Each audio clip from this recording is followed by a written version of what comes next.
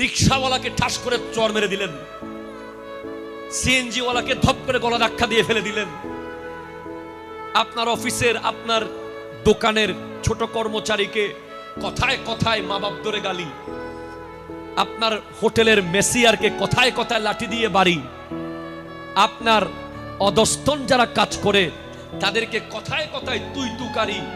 না না না, হ্যাঁ আপনি শাসন করবেন, একবার দুইবার তিনবার আপনি শাসন করবেন।